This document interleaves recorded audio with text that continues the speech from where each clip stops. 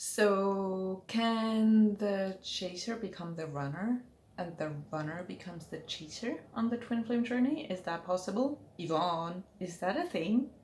And when does it happen, please? I want them to chase me. I want to run. It's so much easier to be running. I hope they're going to chase me. Well, I really hope tomorrow the rules are going to switch. Right? That's what you're secretly thinking by clicking on this on this video. I guess. So I'm reading your mind as always. No, just kidding. So yes, in my experience, it can definitely happen. But how does it happen and why does it happen? Well, if we take a closer look at it, both twin flames are running from themselves. Both twin flames are running from love. Both twin flames are running from the connection in some shape or form. Even if you're watching this video and you go, no, I would give anything to be with them or everything to be with them. I really, really, really, really, really, Yvonne, want to be with them. I believe you. That's what you feel. But I invite any one of you and all the clients I work with, at one point I invite them all and you all to listen into your heart, to tune into your heart, and to be extremely honest with yourself. And when you do that, I am certain, and that's the feedback I usually get, that you will find a place where you do feel fearful, where you do have concerns, where you do have doubts about the two of you, about the connection, about will it work out? Do I really want this? Is this what I dreamt of? Is this really what I'm meant to have? Can we make this work? Does he love me enough? Do I love him enough? Is this a thing? Is whatever it is, when you look beneath the twin flame neon sign label thing that you put on that connection, on your relationship, on you wanting them so badly, if you look beyond that, there will be a tiny little voice going, I have doubts, or I'm not so sure, or I'm so afraid I'm going to lose him at one point, or I'm so afraid this is not going to work out, it will be I will be destroyed, or how do I know he or she is not going to meet someone else a year into the relationship and I'm going to suffer? Whatever it is, there's fear also in you. So from the beginning, even though it looks like you might be the chaser, or you might be, writing me the comment of I would do anything to be with them, if you're really honest, as I said, there's that part in you too from the beginning that you are seeing in them, like, oh, they're running from something, right? So what can happen? I'm always speaking of experience or from client stories and from the whole mixture of it, right? Is that fear that is causing the distance, the fear that is causing you not being in a physical relationship with them, or not being in a physical relationship with them anymore, that this fear that is present in both of you remains present and just sort of, how do I say this, expresses itself in a different way than it expressed itself before. So the fear that is present, that makes them run and makes you chase, is still the same fear, but the moment they come to you, whenever you wish, oh, I wish they came, at midnight, they would ring my doorbell and go, I finally realized I can't live without you. Like, if all these dream scenarios that you dream of, if that were to happen and they were to actually ring your doorbell at midnight, already I invite you to feel into that. What does that do to you? If the thing you're chasing is all of a sudden not running from you anymore, but is all of a sudden very present and very in your face present, very at your doorstep present, what does that do to you? When you don't get to chase, when that chasing of you wanting something that is outside of you and that you apparently can't have, and you so sort of build your life purpose, not life purpose, but your sense of life around that wanting of that thing you seemingly can't have.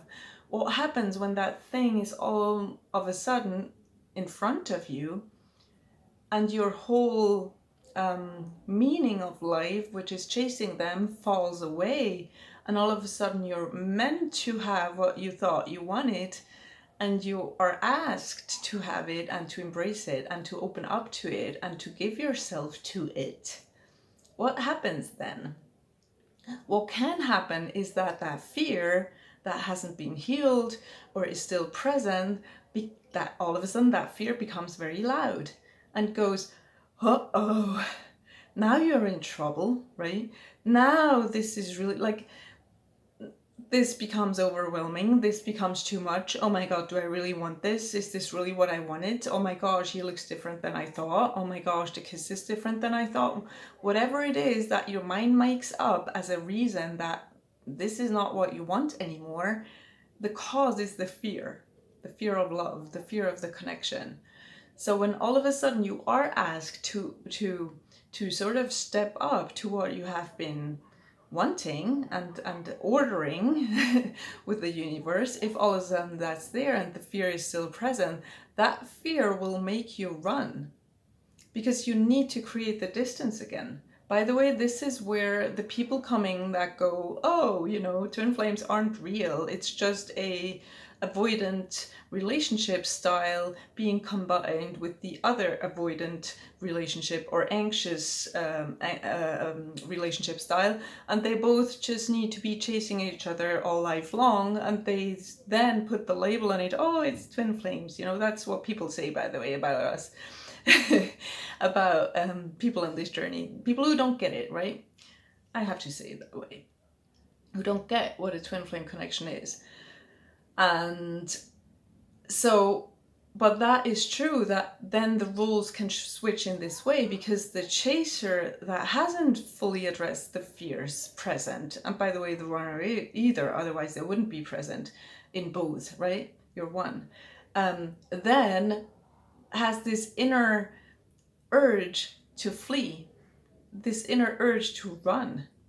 Something he or she could have never imagined could happen, which is like, oh, this is getting a bit close. I think I need to create that distance again, because I still don't trust love fully.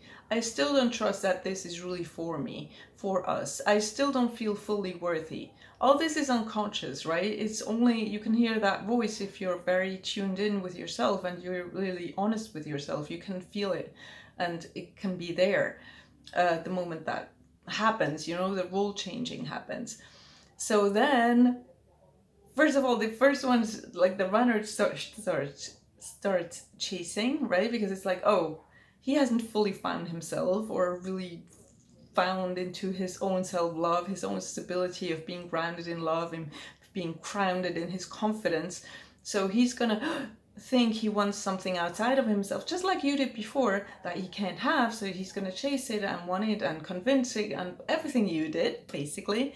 By the way, sometimes it's good to have a little ratio of that, a little ratio, I'm not sure you say that, a little piece of that, to see what it's like to be chased. To be chased by neediness, it's not something nice at all. You don't want that.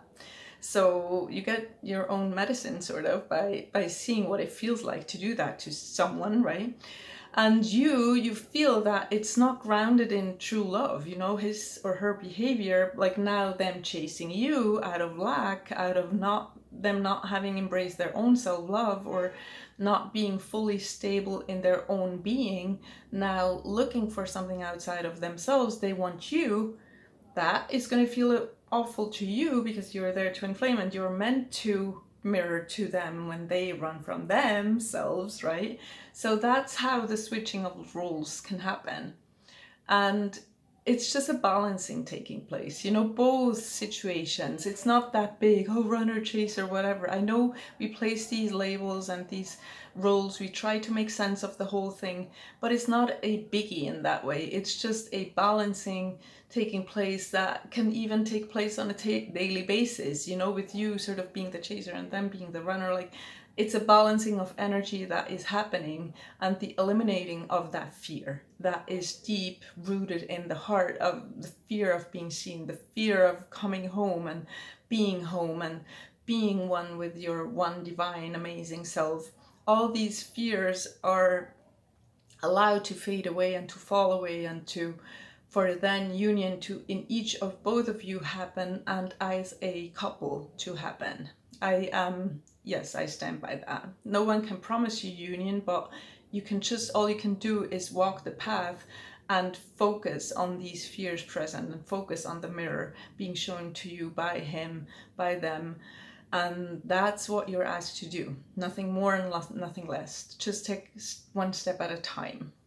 If I get to hold your hand while you do that, I would love to. Reach out and let's see if we get to work together. Love you loads. I hope I helped you with this video. Leave me comments if I did. I love the thought of being able to, and nonetheless, I wish you nothing but the very best in your life in general and on this journey. Much love. Bye guys.